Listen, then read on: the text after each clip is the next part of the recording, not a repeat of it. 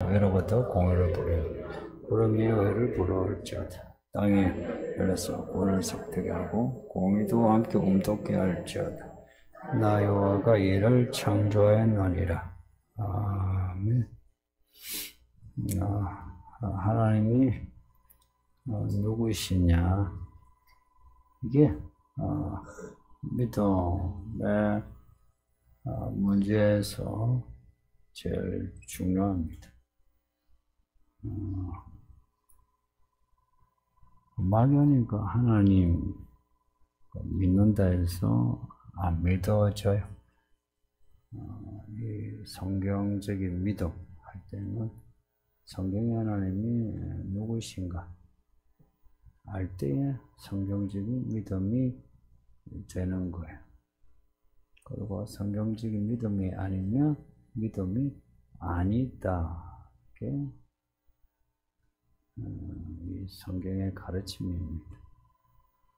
만일 교회 아무리 오래 다녀도 하나님이 누구신가 이게 감이 안 잡히고 또 알아도 하나님을 향해서 안 살면 구원은 없어요.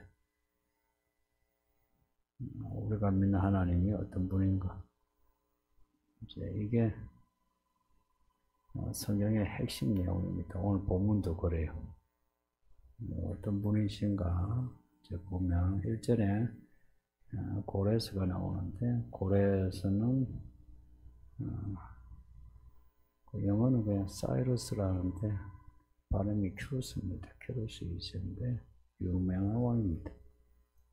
이란의 국부로 알려진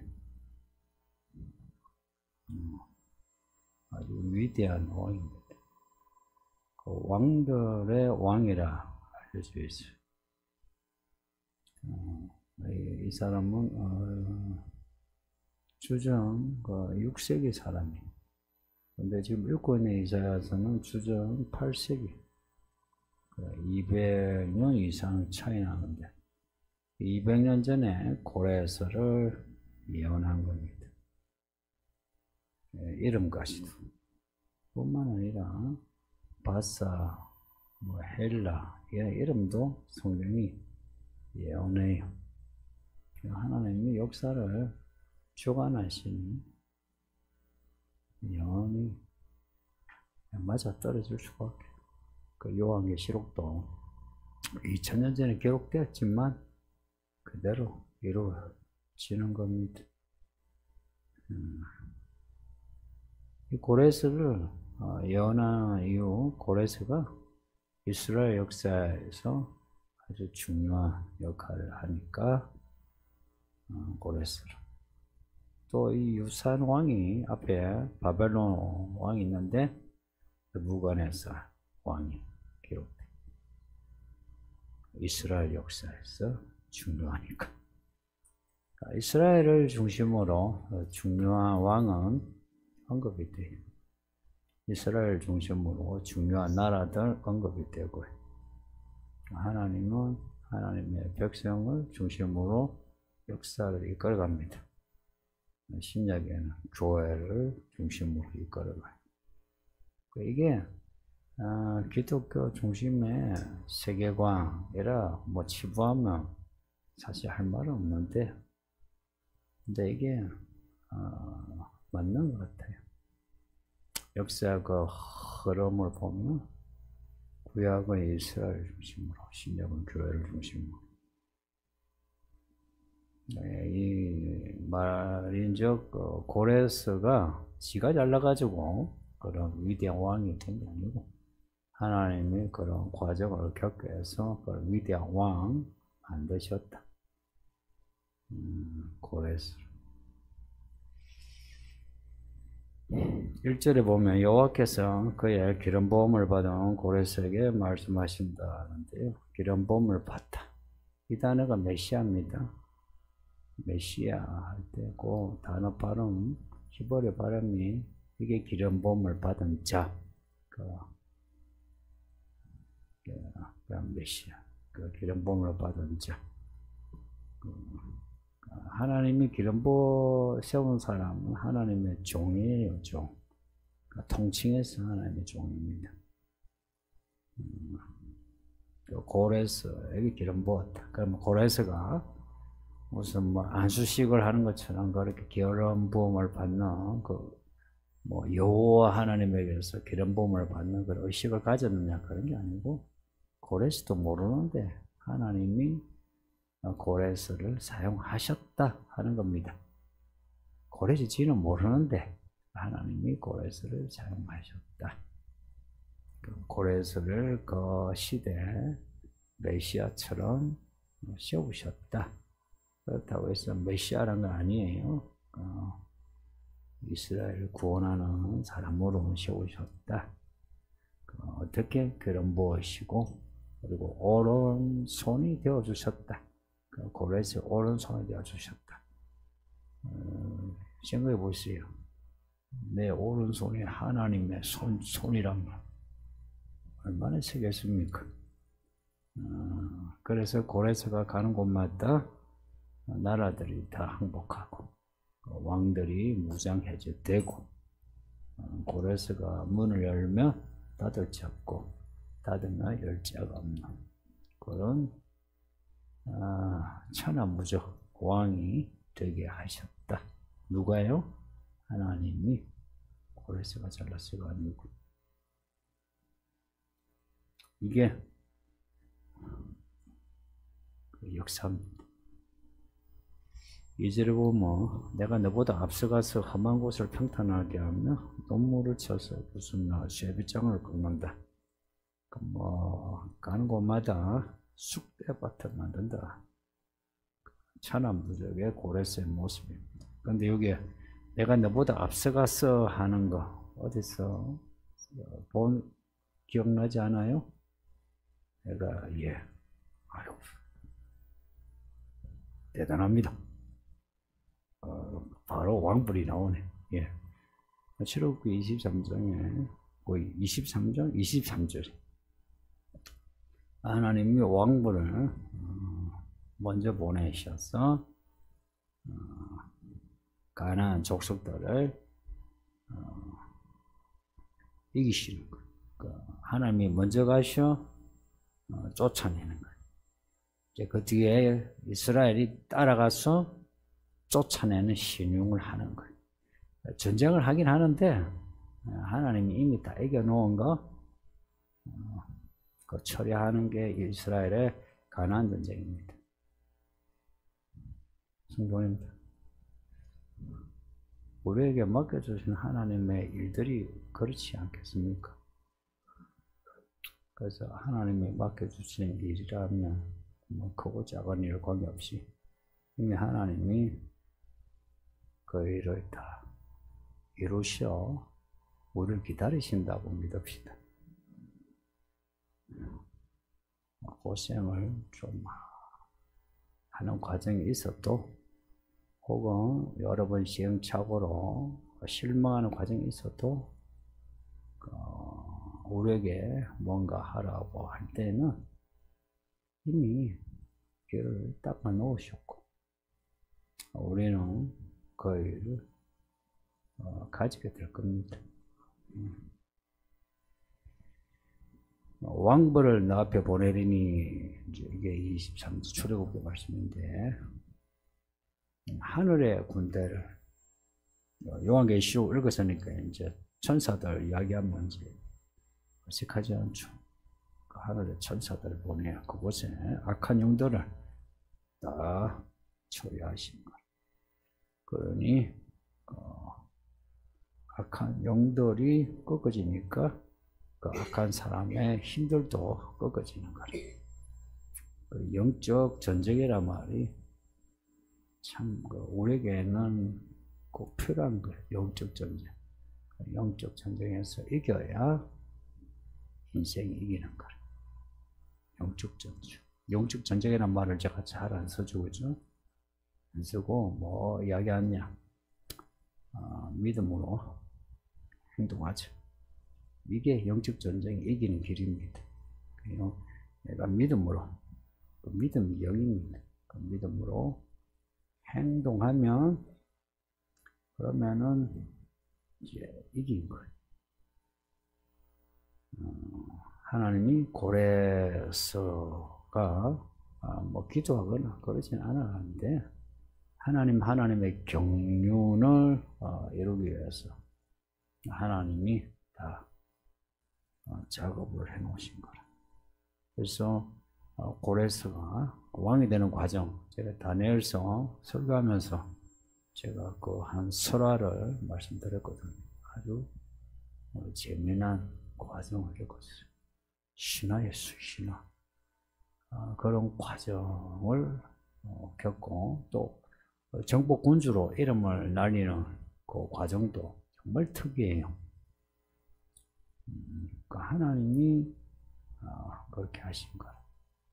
앞에 느부갓네살 왕도 그렇고 느부갓네살 왕은 남유다를 쳐서 초토화시키고 예루살렘 성전을 완전 불태우고 성전의 기물은 전리품으로 빼앗아 갖는 때에 맞으면 하나님께 못할 짓을 했는데도 하나님은 느부갓네살을 세우셨다. 그러니까 느부갓네살은 남유다를 치는 종의 역할을 하게 하시고 고레스는 포로로 끌려가 이스라엘을 다시 돌려보내는 역할을 하게 하시고 사람 보기에 악역 같지만 악역이 아니다. 그러니까 하나님의 경륜을 계획을 아는 지식이 시대 해석하는 그리고 우리가 어떻게 반응해야 되는지 분별할 수 있는 지식이 되는 겁니다. 3절에서 하나님이 고레스에게 보물도 주십니다. 흑암 중에 보화와 은밀한 곳에 숨은 재물을 주신다. 어떻게 해석을 해야 될지 잘 모르겠는데 약간 희한한 맞아 사람들이 가질 수 없는 그런 보물을 하나님이 딱 주신다. 고레스나 느부갓네살이나 알렉산더나 이런 시대의 영웅은 하나님이 그렇게 하시는 것 같아요. 하나님 그렇게 만들어 가시는 것 같아요.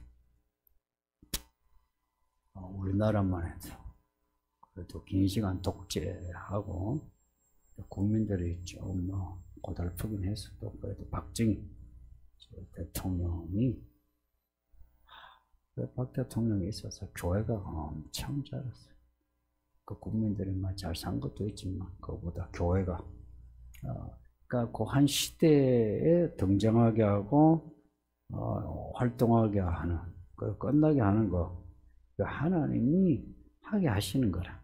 그러니까 딱 스토리가 되어 있는 거예요. 그래서 진짜 행복한 사람은 그 하나님의 스토리 속에 사는 게 행복해요.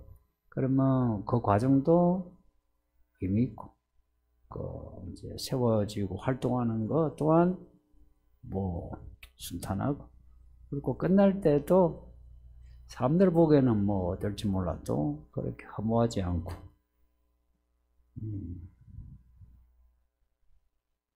하나님이 고레스에게 많은 걸 주셨다. 많은 걸 주시는 이유? 이스라엘과 관련되기 때문에. 그러니까 하나님이 이렇게 하신 이유 또 하나, 고레스를 통해서 하나님 하시는 일, 즉 그 일들, 그 고레스가 유대인만 돌려보내고 끝 이게 아니고 많은 일을 했거든요. 그럼에도 고레스가 하는 일을 통해 하나님 이름이 나타나고 높아지게 하기 위해서 하나님이. 그러니까 고레스를 보고서 고레스를 세운 사람이 없고 하나님이 고레스를 세우셨다. 이걸 사람들이 알게 하기 위해서 이제 이게 역사를 보는 성경적인 시각입니다. 그렇다고 고레스가 하나님을 믿었느냐? 그렇지 않다는 거 아시죠? 페르시아라든지 아니면은 바벨론이라든지 그 앞에 고바벨론까지도 그 수메르, 우리가 신화로 보는 수메르도 그 신은 말뚝 혹은 마르둑입니다. 그 제우스 있죠. 그리스 로마 신화에 나오는 제우스 혹은 별로 말하면 목성, 거기에 해당되는 신입니다. 그 신을 섬겼어요. 여호와 하나님을 섬기지 않았어요. 그래서 4절 5절에 두 번 반복되는 말씀이 너는 나를 알지 못할지라도 내가 너에게 칭호를 줬다. 하나님의 종이라는 칭호를 줬다. 그러니까 고레스는 자기는 모르는데 하나님이 고레스를 종으로 세우셨다 이야기입니다. 참, 아멘사님 들으면은 말을 만든다 하겠죠, 그죠? 근데 이게 참 이 역사의 이 신비입니다. 그래서 4, 5절에 너는 나를 몰라도 내가 너를 세웠다. 거기에 고레스만 그렇겠습니까? 우리가 살면서 그 사람은 모르는데 교회도 안 다니는데 불교 믿고 혹은 사이비 이다이기도 한데 하나님은 그 사람을 세워 나를 돕게 하시는 거예요. 하나님, 이런 하나님이십니다. 하나님이 전 역사를 주관하니까 그렇게 할 수 있는 거죠. 만일에 이스라엘만의 하나님 같으면 그렇게 하지 못하죠. 이스라엘만 아니고 온 세계를 그리고 하늘과 땅 그 안에 있는 모든 것을 주관하니까 그렇게 할 수 있는 것입니다. 하나님이 이런 하나님이다 하는 겁니다. 그러니까 왜 이렇게 하시나? 이제 반복해서 이제 말씀 자꾸 해요. 하나님이 택하신 종 야곱을 위하여, 이게 4절입니다. 내가 나의 종 야곱 내가 택한 자 이스라엘을 위하여. 누구를 위하여? 이스라엘을 위하여. 지금은 교회를 위하여. 또 개별적으로 우리 한 사람 한 사람을 위하여 이렇게 하시는 거라. 이런 성경의 시대를 떠나 우리 한국 교회만 해도 아까 말씀드린 박정희라든지 전두환이라든지 모태우라든지 다 안 믿는 사람들이에요. 그 전두환 대통령도 나중에 그만두고 들어간 게 수도원이 아니고 절간이죠. 벽담서. 그때 그 벽담서 그 한겨울에 들어간 모습이 참 낯설었어요. 야, 저런 불심이 있는 사람이 왜 저렇게 독재했을까? 근데도 야가 그런 대통령으로 인해서 교회가 참 컸고요.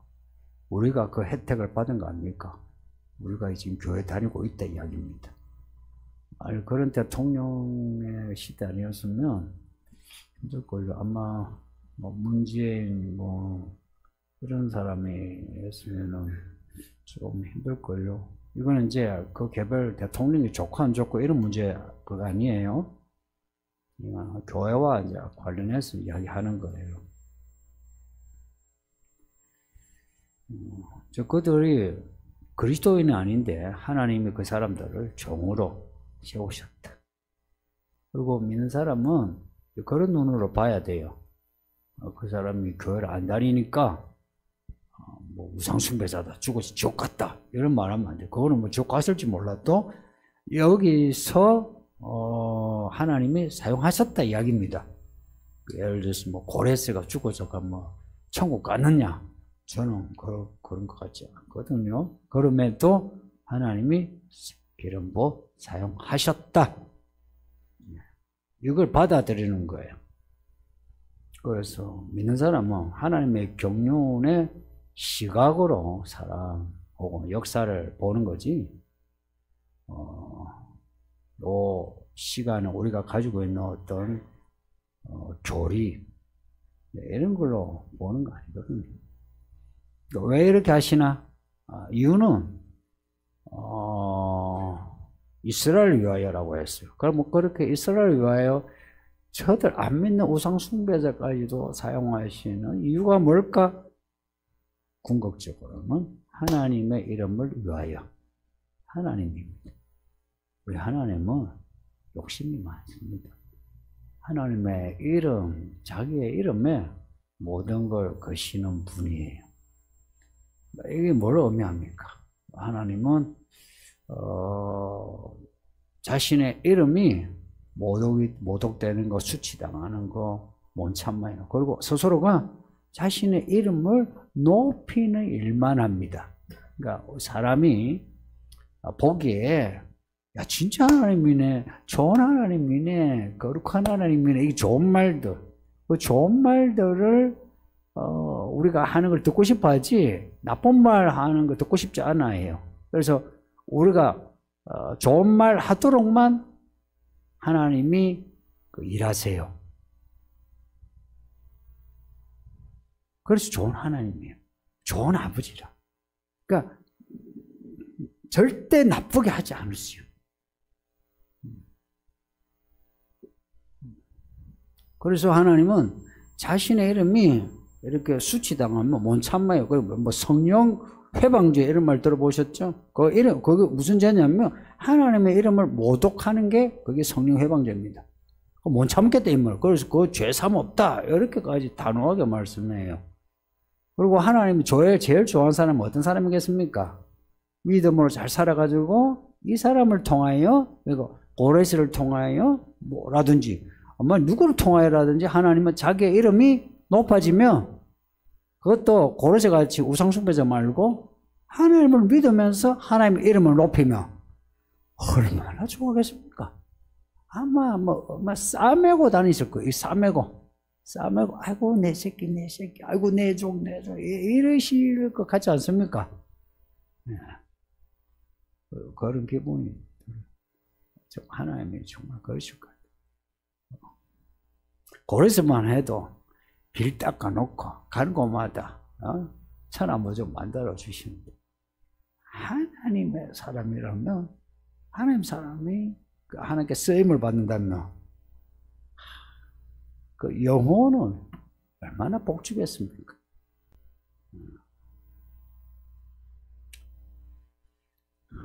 7절은 하나님이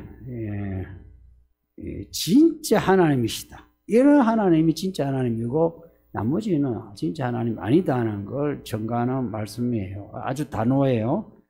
하나님이 빛을 창조하고 어둠을 창조하고 평안도 짓고 환난도 만들고, 이런 말씀입니다. 하나님이 빛과 어둠, 평안과 환난, 우리 좋은 것만, 빛을, 평안만 만드신 것 같은데 안 그런 거 아시죠? 하나님이 우리 살아가는데 어둠 혹은 환난을 주시는 거 아시죠? 우리가 자초했던 어쨌든 하나님이 주시는 거예요. 여기서 창조한다, 짓는다, 요 두 단어는 창세기에 하나님이 천지 창조하실 때 나오는 단어의 동사. 예를 들어서 천지를 창조하시더라 하는 그 창조, 그 단어, 바라라는 단어가 있어요. 그리고 그릇을 이렇게 토기장이가 그릇을 만들 때 그 빚는 것처럼 그 빚는 야차라는 그 단어, 그 두 단어를 여기 그대로 쓴 거예요. 그 성경을 일부러요, 언어를 반복해서 쓰므로 저 앞에 있는 단어들을 상기시켜줘요. 그래서 어떤 패턴을 우리로 하여금 읽어내게 해요. 그래서 빛도 어둠도 창조하고 할 때는 창세기에 하나님이 천지 창조하시고 사람을 지으신 그 이야기를 연상케, 그렇지 하나님이 천지 창조하셨지. 빛과 어둠을, 평안과 환난을 만드셨지. 그러 우리가 하나님 인생을 살 때만 아니라 흑암에 있을 때도 하나님을 잘 믿어야죠. 그러면 흑암 중에도 있는 보물을 주신 거라.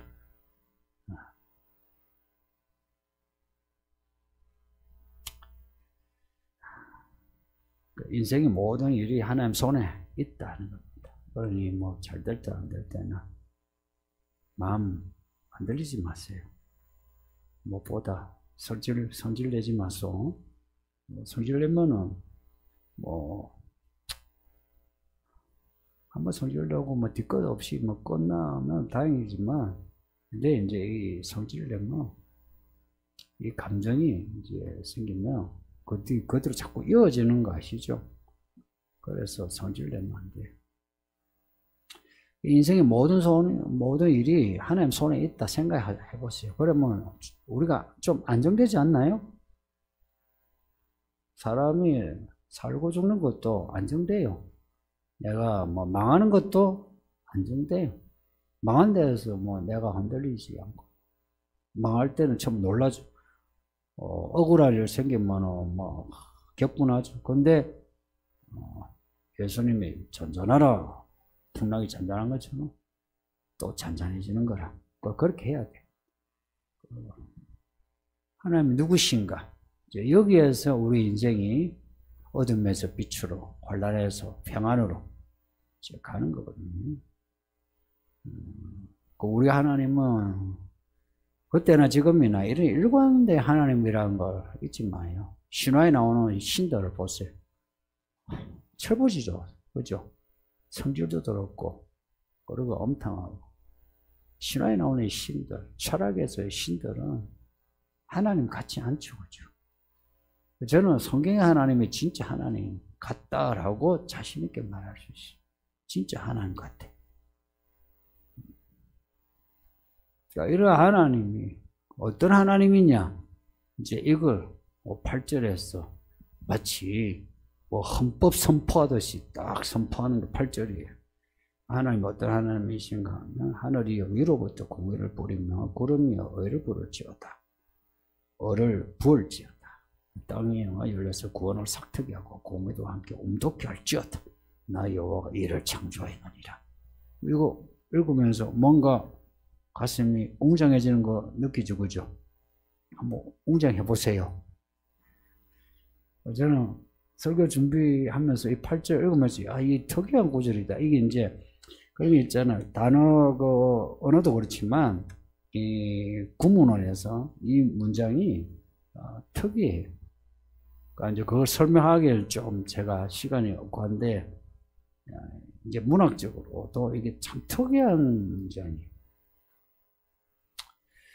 위로부터 공의를 뿌리고 구름이 의를 부를지어다 할 때, 이거는 공의와 의 두 번 나오는데 원문은 그냥 하나예요. 하늘이요, 구름이요, 공의를 뿌리고 공의를 부어라 하는 겁니다. 이게 주격이에요. 공의, 이거는 하나님의 정의, 의, 단어는 다른데 여기서는 같다고 보면 돼요. 그냥 하나님의 정의를 하늘에서 붓는 거. 하나님의 경륜을 어떻게 하늘에서 이끌어 가나 하니까 하나님의 공의로, 하나님의 정의로 하시는 거라. 놀랍죠? 그러니까 하나님의 의로. 그러니까 하나님이 누구신가를 알면 하나님이 일하시는 패턴을 읽어낼 수 있어요. 그 패턴의 시작과 끝이 있을 거 아니에요? 우리가 역사의 시작, 그리고 우리의 일상에서도 뭔가 시작이 있으면 끝이 있죠. 이게 보이기 시작해요. 나에게도 보이고 또 다른 사람의 일에서도 보이게 되고, 이게 이제 선지자적인 그런 모습이에요. 선지자라 이 말은 하나님이 이 경륜을 본다는 사람입니다. 말씀을 들어서 말씀을 통해 하나님을 보는 사람이 선지자란 단어예요. 나비란 말인데, 하나님 어떤 하나님이시냐? 의를 보여요. 왜 의를 하늘에서 부을까? 하늘에서 비를 붓는다 그러죠? 비를 부으면 뭐가 생겨요? 싹이 나죠, 그죠? 여기서 하나님의 의를 이 땅에 붓는 이유는 땅이여 열려서 구원을 삭트게 하고, 하나님의 이 땅에 이루시는 경영의 싹이 뭔지 아세요? 구원입니다. 저는 이걸 발견하고서는요, 교회가 뭐 하는 곳이냐? 구원받는 곳이다. 이게 확인되고요. 그리고 하나님이 우리에게 빛만이 아니라 어둠을, 평안만이 아니라 환난을 주실 때에는 왜 그러신가? 구원을 위해서. 놀랍죠? 구원이요, 구원. 저는 놀라워요. 구원이요, 구원. 그리고 구원의 싹을, 그 다음에 삭터기하고 공의도 함께 움돋게 할지어다. 그렇게 구원의 싹, 우리가 구원받은 사람이에요. 그 다음에 우리에게 나타나는 게 뭐예요? 공의. 정의로 우리를 구원하시고 우리로 하여금 또 정의롭게 살게 하시는. 그런 구원받은 사람은 삶이 달라질 수밖에 없어요. 사람이요, 하나님의 정의를 닮아 있어요. 이거요, 교회 열심히고, 뭐, 헌금 열심히 하고, 뭐, 성경 많이 알고, 이런 문제하고 차원 다른 거 아시죠? 이거는, 열매를 보고 알리라는 것처럼 그 사람의 삶의 모습에서 공의가 나오는 거예요. 그래서 제가 자주 믿는 사람은 행위가 달라야 된다. 그렇게 강조하는 이유가 여기에 있어요. 그렇게 우리가 구원을 지키는 길이 뭐냐니까 하나님의 공의를, 정의를 행해야만 우리의 구원을 지켜요. 만일에 우리가 구원받아 놓고 하나님의 이 공의대로 안 살면 구원 잃어버려요. 그래서 이 구원을 지키고 구원의 열매로 줄줄이 맺으려면 이 정의의 말씀을 행동해야 돼요. 그래서 요한계시록에 심판하시는데 행위대로 심판한다 그러죠. 이 행위가 무슨 행위겠어요? 뭐 교회 바깥에서 말하는 그런 윤리적인 거겠어요? 아니죠. 이거는 이 정의의 행위예요. 이 말씀에 따라 살아가는 것. 그 공의가 이 세상에 완전히 드러난 사건이 십자가입니다. 그 공의 그게요, 그 공의가 폭발한 게 그게 십자가입니다. 예수님의 십자가. 그래서 예수님을 믿으면 그 공의의 능력이 우리를 죄 사해주고 심판에서 면해주고 또한 우리를 공의롭게 살게 하는 겁니다. 그러니 순간입니다. 예수님의 십자가 앞에 늘 살아가시고 십자가 은혜 바라보시고 십자가 보고 받아들고 살아가시고 또 인생 살면서 날 향한 하나님의 일이 뭘까? 고레스 보고도 내 종이라 했어요. 근데 우리 교회 다니고 이렇게 하나님 아버지 하는데 종뿐이겠습니까? 하나님의 아들들인데 우리에게 기름을 부어주실 때 누구 넘치도록 주지 않겠습니까? 우리의 길을 인도하는데 왕벌처럼 가셔서 닦지 않겠습니까? 우리에게 재물을 주는데 허감에 있는 은밀한 곳이 있는 것까지도 긁어가지고 우리에게 주지 않겠습니까? 말로만 아멘 믿는다 하지 마시고 우리 한번 진짜 믿어가지고 진짜 우리 인생 통해서 하나님의 이름 높이고 우리 인생도 잘 됩시다. 말씀 전하면서 기도합시다. 다 같이 기도하겠습니다. 아버지 하나님 감사합니다. 정말 감사합니다. 이러한 이방의 고레스까지도 사용하셔 하나님의 이야기를 만들어 가시니 할렐루야. 하나님이 진짜 하나님이십니다.